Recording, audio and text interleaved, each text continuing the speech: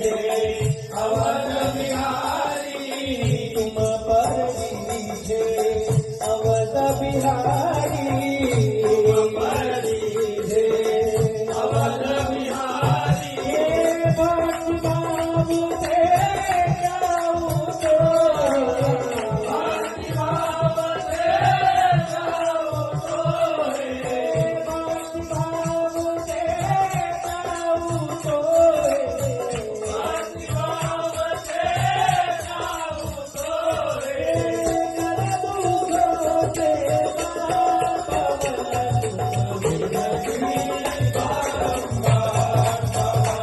Thank you.